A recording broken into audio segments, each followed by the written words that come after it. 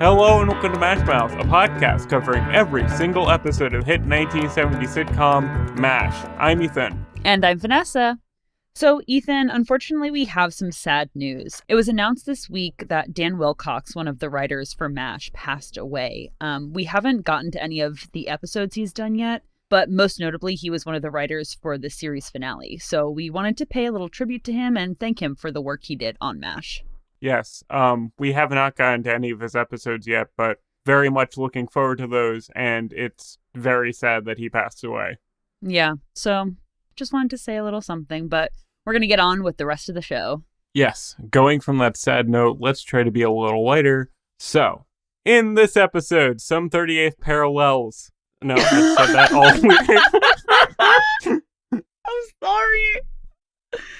In this episode, some 38th parallels, Frank hatches a scheme to sell the camp's garbage to Korean civilians, Hawkeye has some trouble in the love department, and Radar befriends a wounded soldier. Thank you for taking over the duties for me. I apparently couldn't say parallels, so we needed you to come in and score the point for me. Woo! All right, Vanessa, what did you think about this episode, though? I liked this episode. This was an interesting one for me. I really liked where the writers went with each little storyline. I thought that tackling what they did with Hawkeye was a really interesting thing to do, and I was actually really surprised. I remembered this in the back of my head, but when I was presented with it, I was actually shocked at how explicit it really was, and we'll get into it, but I really appreciated it. Yeah, the Hawkeye storyline in this episode is not graphic or like gross in any way, but it is like bold. I am surprised that they were like doing this kind of thing at this time in the 70s. I imagine that they had to do so much to like skate around the censors. It's just really surprising. And I like this episode for other reasons too, but obviously Hawkeye's storyline is the thing that like is kind of odd and unique about it. You know what I mean? Yeah, definitely. And I, like you said, you liked this episode for other reasons too. I think that the main storyline with Radar was really impactful in a really meaningful way. And I liked to see Radar kind of be affected by the war and the issues going on and stuff like that. So overall, pretty good episode. Yeah, maybe the weak link is Frank's garbage plotline, but even that was kind of funny. I was like, you know what, man? Do the grind set. Do the try to sell literally everything you can for no good reason. I liked his different ideas of how to make the camp money. The fact that you said Frank Burns is the weak link in this episode, I think Frank Burns is the weak link regardless. Oh, sure. So the first scene in the episode sets up all of these will-be scenes very well, I think. And I just have to mention, so they're in the OR, and Frank comes up with this wow, okay. Now you can't speak. Now How does it feel? Frank comes up with this idiotic plot to sell the camp's garbage because he sees the Korean civilians taking it from where it's dumped like 25 feet or something away from the camp. And at first I was like, okay, Frank, he's worried about like infection and stuff like that. That's great. No, of course not. So Frank comes up with this plan to sell the garbage, and Colonel Potter kind of is like, yeah, sure, whatever. And I just have to mention the New Jersey slander that happened in this OR scene. This was iconic. This was the best line in the episode. Hawkeye says, first we'll give them a taste of our garbage, and then they'll want New Jersey. And I was like, yo! I kind of loved it if the writers were from New Jersey. I looked it up. I couldn't exactly tell where they were from because there was not a lot of information on them. But top notch if they're making fun of New Jersey from a place of love. Bad if not. See, I'm down for like almost any New Jersey joke. Like one of my favorite jokes in like Futurama is like they find a really good apartment and then the guy says like, oh, but it's in New Jersey. And then they're like, oh, well, there isn't a place remotely livable. And like, great jokes. Anything making fun of the state that I'm from, I am here for. I do like the New Jersey slander in terms of we're laughing with you, not at you. Mm-hmm. Especially that, like, Loretta Swit is from New Jersey, so I'm like, what if this was a sweet dig at her, you know what I mean? And Hawkeye said it, and I'm pretty sure that Alan Alda, at least at some point in his life, did in fact live in New Jersey. So I'm like, okay, this softens the blow a little bit, but I'm watching you, writers. I am watching you. I mean, who isn't from New Jersey? The secret sauce of Hollywood is that everyone immigrated there from New Jersey. No one's native to anywhere except the Garden State. Yeah. And if you aren't native to the Garden State, you've lived in the Garden State. And I'm pretty sure we've said that before. Yes, I guarantee you. They could probably make a compilation of the amount of times that we've referenced being from New Jersey in this podcast. We should do that. That'd be fun. So moving on from the New Jersey slander, which I now feel ambiguous about, but this is where we also get the setup of Radar worrying about this soldier throughout the entire episode because there are so many wounded that they have to put a soldier out in the like waiting area or whatever it is. And Radar notices that his IV has come like unstuck to him or like uninserted or whatever it is. Mm-hmm. And BJ says, oh, wow, I'm so glad you noticed that. You probably saved his life. And Radar just feels this sense of pride that he saved this person's life. And I thought that that was so cute. It makes so much sense because Radar, again, is supposed to be canonically so young that this would probably be like the first time he did save somebody's life. This was the first time in a long time that I felt like Radar was like a kid. He plays it so well where he has this like childlike joy and enthusiasm of like, you're telling me I did a good thing. You're telling me that like I added some positivity to the world. That's amazing. And I as the episode goes on and how it kind of resolves, I thought they also played it pretty well with him where it wasn't like BJ was like crossing the line of like, oh, you're like responsible for this guy, like, but it was like right on the line of like, yeah, you can interact with this guy, like I'm gonna give you a thumbs up, you are a part of this, without it coming like, I don't know, centering too much about Radar on this man's health, you know, where it's like very bad. Yeah, absolutely. And I think that we should talk more about this storyline now because throughout the episode, Radar then feels a sense of responsibility to see to it that the patient makes it through and is okay and stuff like that. And like you said, it doesn't get overly extended, I guess, in terms of Radar, of course, is not actually responsible for this person's well-being. He just feels that sense of responsibility and is invested in his health for the rest of the episode. Yes, it's Radar's investment in this guy that I really liked, that he was, you know, peeking over the door. And then later, when Colonel Potter was like giving him a checkup, he was like, oh, this guy's all good. And Colonel Potter's just like, oh, thank you, Dr. Radar, like very sarcastically. Mm-hmm. And they're, you know, doing puzzles together. I thought it was all very like not overbearing where it's like this guy is so important to Radar, but like very natural for him to become like, all right, let me check on this guy. Let me see what he's up to. Let me see what he's like as a person. You know what I mean? Yeah, and I think that the bonding that Radar has with the soldier after he, you know, starts to recover is really natural because Radar, again, is supposed to be like 18, 19 years old. So this soldier would definitely be closer in age to Radar than probably a lot of other people who are at the camp because, you know, you're surrounded by like doctors and nurses, which, you know, take some training and some skills. So they're definitely not as young as Radar probably. Yeah. So it would definitely make sense that Radar would have this connection with him even after he starts to get better. And of course, we can't ever let these poor people be happy. And I knew that from the very beginning. And I was still shocked and upset. See, I didn't know that from the beginning. I should have expected some like melancholy to balance it all out. But I don't know. It's Radar, man. I feel like he's usually so separate from most of the sad things that happen in camp other than like Colonel Blake dying, you know what I mean?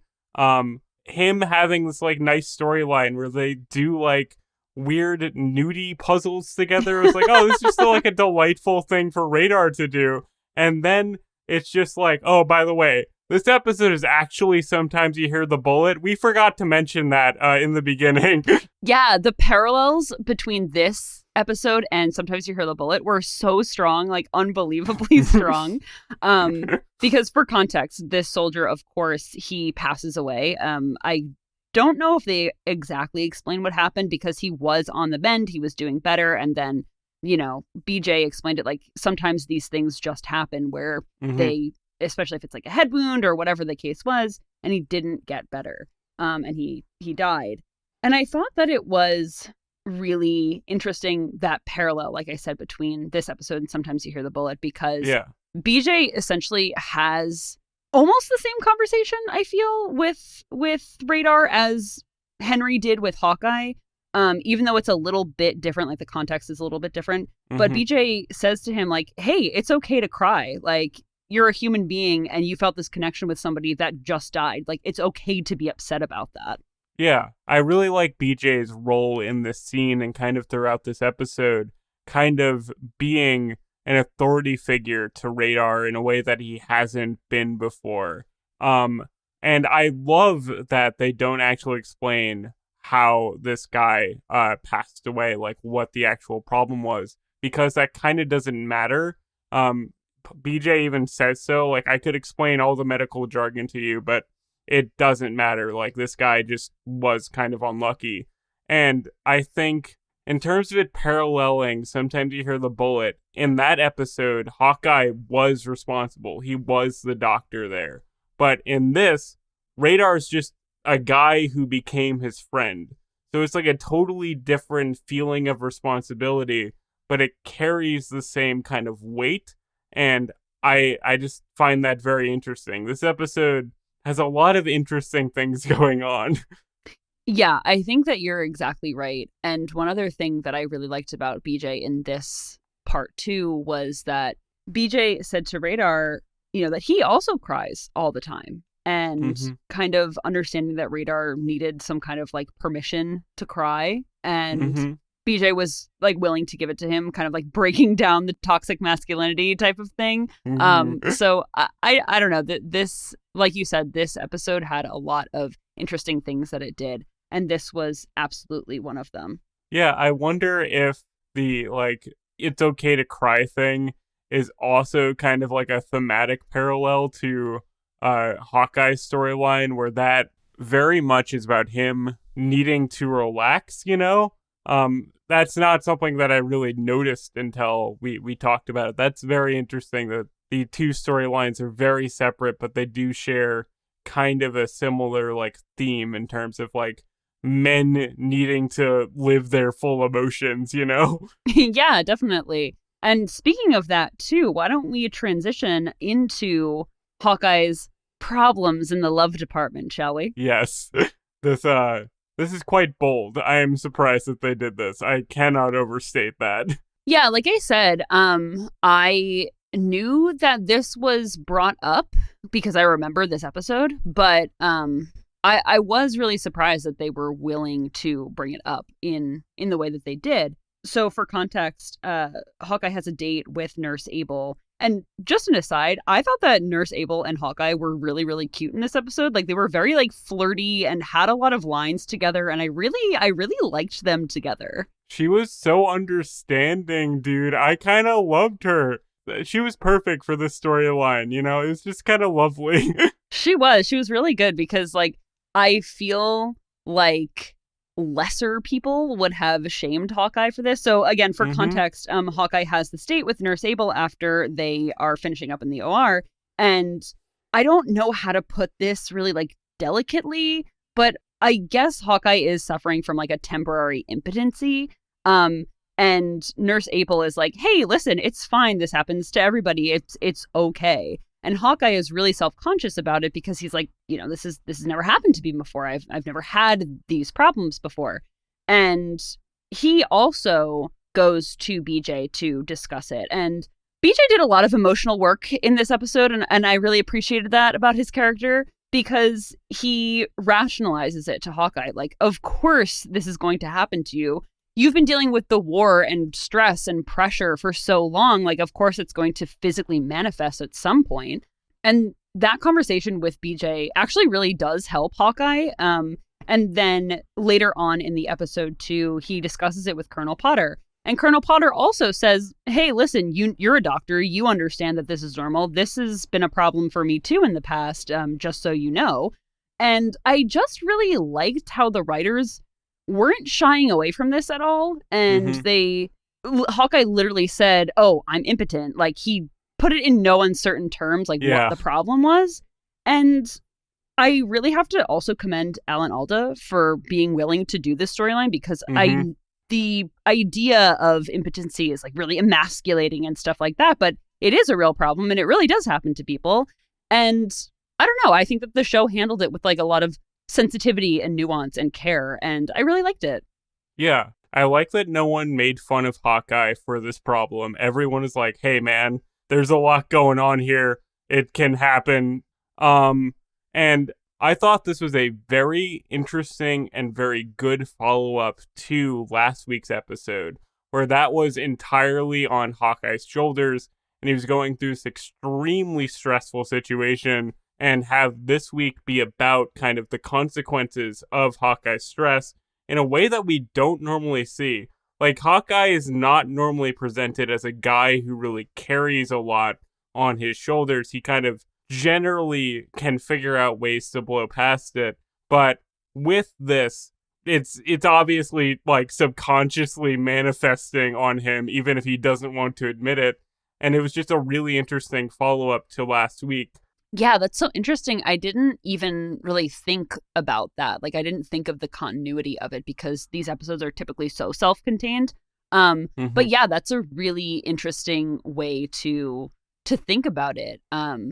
Yeah, I think that makes tackling this issue even better, because it makes sense in the continuity for Hawkeye's character. Yeah. So, like I said, I really appreciated that they included this, because I feel like this is still, unfortunately, something that's taboo and not talked about a lot. And I'm really glad that they chose to do it. And I have to call out BJ for a hot second, because he does give good advice to Hawkeye, saying, like, this happens, it's normal, it doesn't mean you're not a man, blah, blah, blah.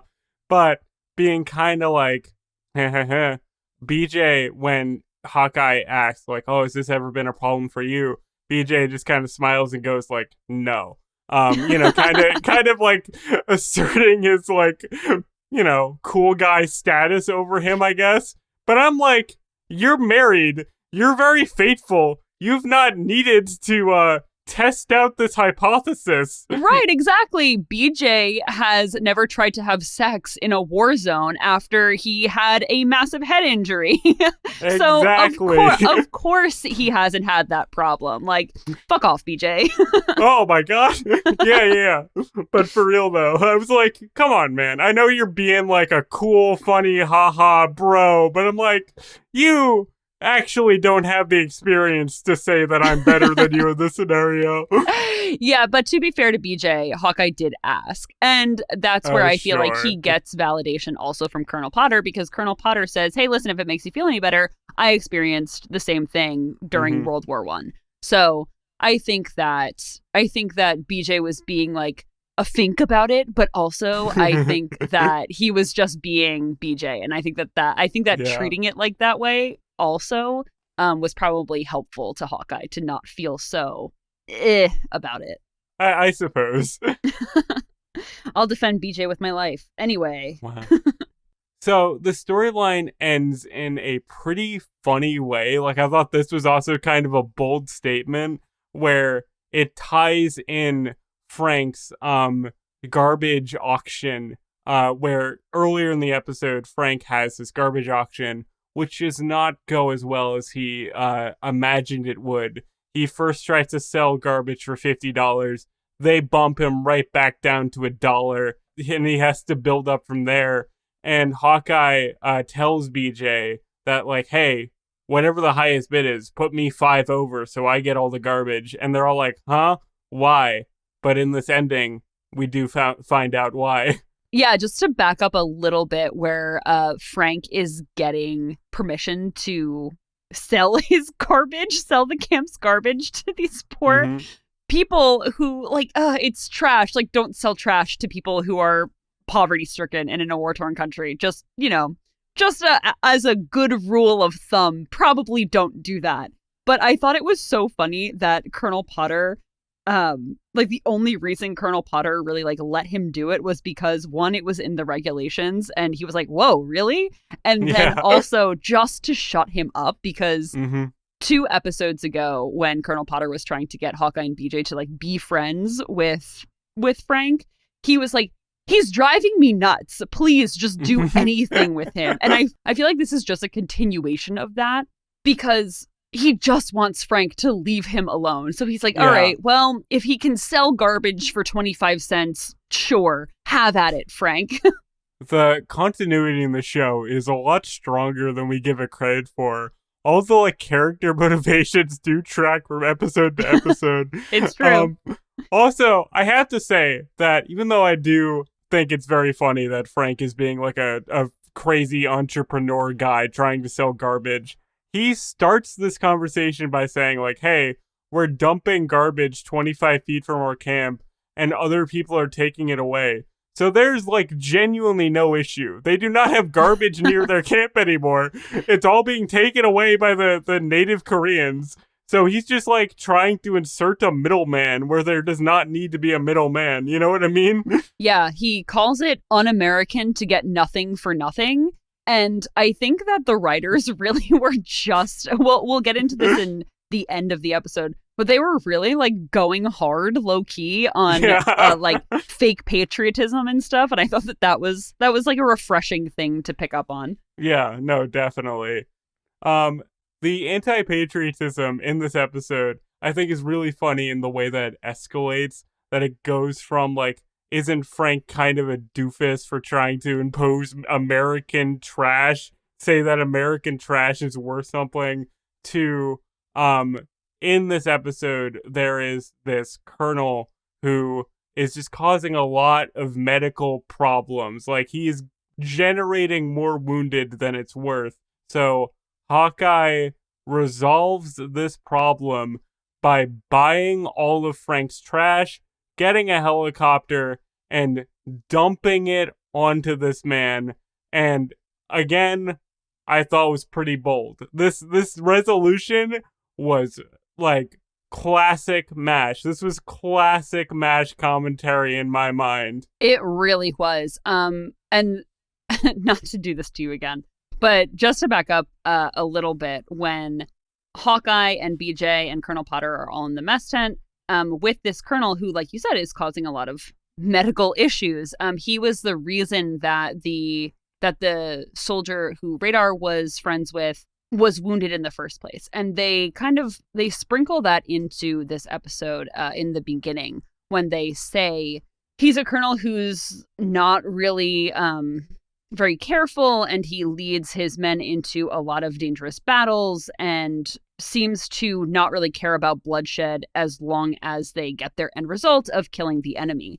And I feel like, I could be wrong, but I feel like the show has given us characters like that before. Yeah, definitely the kind of prideful, not really thinking about people as human beings characters definitely been in the show before, where, he's talking about his kill ratio like it's a video game. I know they didn't have video games back then, but the video game aspect of I am 9.5 to 18 losses, whatever he says, the crazy statistic that he throws out that reduces people to a math equation.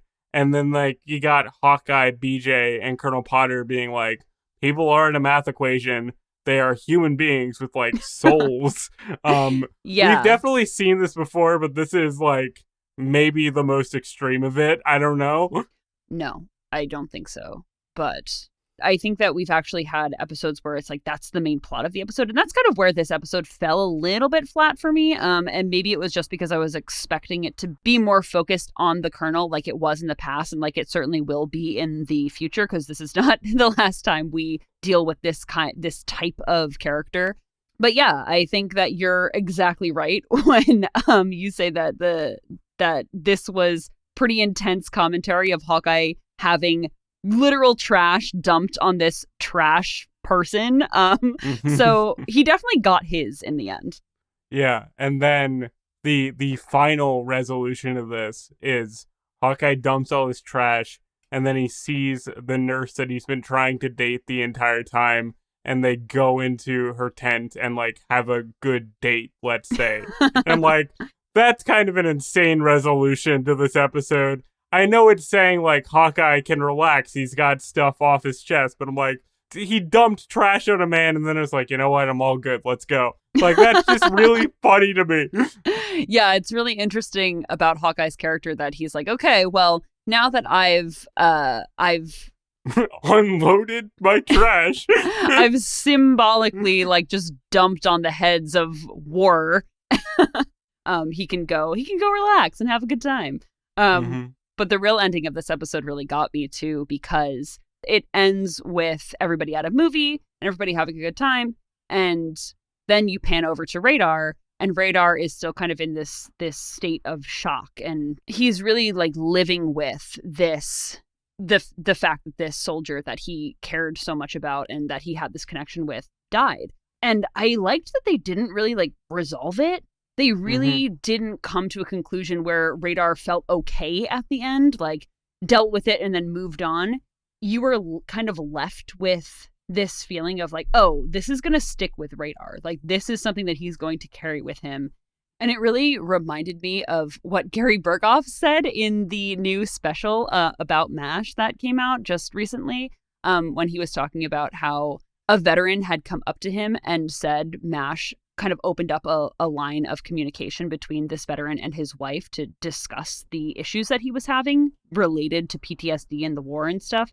And I just feel like this was not probably, but this might have been one of those times where the show was like, hey, remember that this is sitting with people. Like, the things that they've seen and experienced are definitely still beneath the surface and they're still in their heads and stuff like that. So I really liked that. No, this one shot at the very end of the episode where it pans over to Radar and he's just sitting with the fact that this man who was his friend had died, like, that fully bumped up my rating of the episode, maybe a full star. We'll see. It just, I don't know, again, speaks to like the boldness and how like this is kind of a quintessential like classic MASH episode to me. It kind of like tackles everything in a MASH way. And it felt like kind of like an early season episode too. Like it was more like risque and more focused on the like military commentary, where it felt like back to basics almost, you know? Like this ending shot, I feel like was saying like, okay, this show, we're going on for a little while, but we have some more to say. You know what I mean? Yeah, absolutely. And I think that a lot of the things that I picked up on in the first few seasons in the early episodes, it was reminding the audience that of what people who experienced war were dealing with. And I feel like that was just so apparent in this episode with this shot of Radar, that trauma doesn't just go away at the end of 30 minutes, you know? So I really liked that. Just that one ending shot was just so great. Yeah, it really completes the episode. Like, if the episode ended with Hawkeye dumping trash on a guy and then everyone kind of like laughing it off, it would have been a fine episode. Like, this episode's pretty good. But ending with that, you're like, okay, I see what you're doing here. There's some artistic intention in the show. You know what I mean? Yeah, absolutely. Definitely. So I think that wraps up our discussion about this episode. So, Ethan, do you have any favorite lines that came out of this episode? I do. When Hawkeye and BJ are alone in their tent together, and BJ is watching his socks, BJ just says, should we call some people in, or are we going to be boring by ourselves? And I was just like, that is a mood. That's me every Saturday night. No, seriously, same. Me too. That's great. My favorite was when Frank is setting up his little auction for the trash and he's talking to Colonel Potter about it. And he says, the least you could do is wish me luck. And Colonel Potter just looks at him and says, luck, and then just goes back to what he's doing. Amazing. Lovely Colonel Potter. What a passive-aggressive king. We love him. It was so good. Also, I have to quick shout out when Hawkeye's date is kind of going awry. He is like, okay, instead of like making out or whatever, how about an Oreo first? And I just thought that was very funny that he's like, how about an Oreo?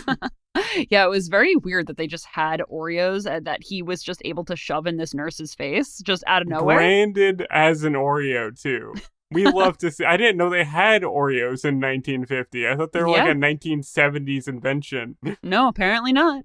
So, Vanessa, do you have any trivia for us in this episode? I do. So, I have some trivia about our guest stars this episode. Ooh, the mean colonel once again. The various mean colonels on this show. Yes. So, mean colonel number 5,000 at this point was played by Colonel Hagen, and he actually played Colonel Koner in this episode. Ooh, okay. So Hagen was born in April 1928 in Chicago, Illinois. Hagen's parents were ballroom dancers, interestingly enough. That I did not know was a career. That's an impressive job to have. Yeah, definitely. Hagen began acting in the 1950s and was a guest star on many TV shows throughout his career, such as Bonanza, Gunsmoke, Perry Mason, Daniel Boone, The Twilight Zone, and Knots Landing. He was also in a lot of Westerns, which makes sense because he kind of like has the Western look, you know? Yeah, very gruff, very authoritative. Yeah. And this will actually not be his last episode of MASH either. He'll guest star again in season 8 as a different character. Okay, so one of those guys once again.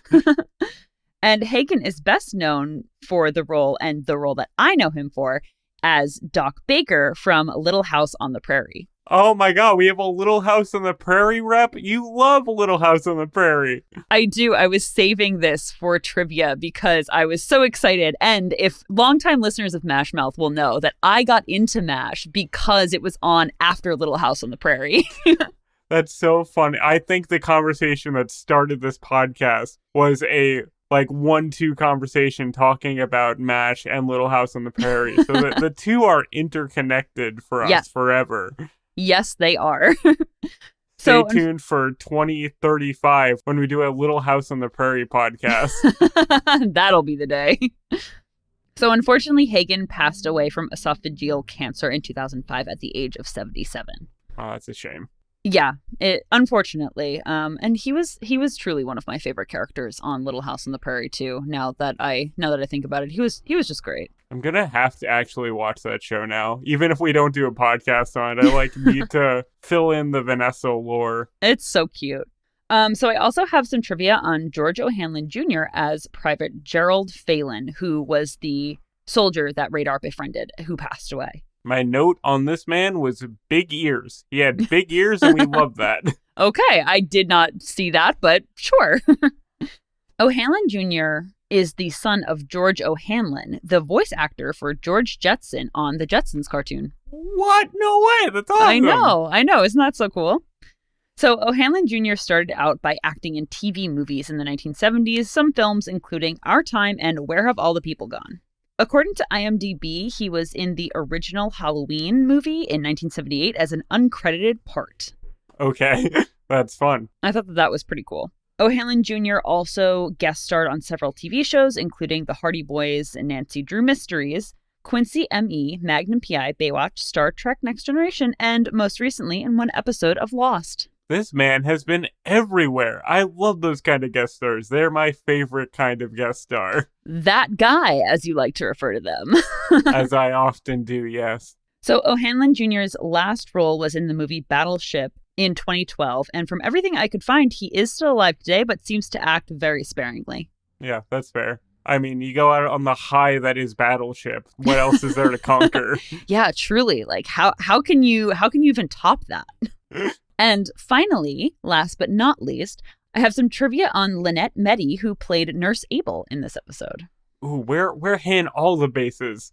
One of my favorite nurses in the show. She was so kind. Yeah, she was great. So I couldn't find that much on Mettey's career, except that she was born in Tarrytown, New York in 1943. She was a guest star on a lot of popular TV shows, including Hogan's Heroes, Columbo, All in the Family, Hawaii Five-0, and Trapper John, MD. Oh my god. We truly have hit all the bases in terms of trivia guest stars this week.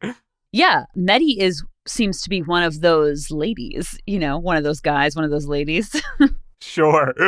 Mettey had actually been playing a nurse on MASH since season 1, and this is actually her final episode. Oh no, she gets a final speaking role and then she's out? Oh, I kind of hate that. I know, so sad. And I couldn't find anything online that she passed away, so I believe she is still alive, but she also doesn't seem to be acting anymore because her last credit was in the 90s. Okay, well, we respect retirement here. What can we say? Absolutely. Retire. Enjoy your years. Yeah, not everybody needs to be 95 years old and still working for the weekend.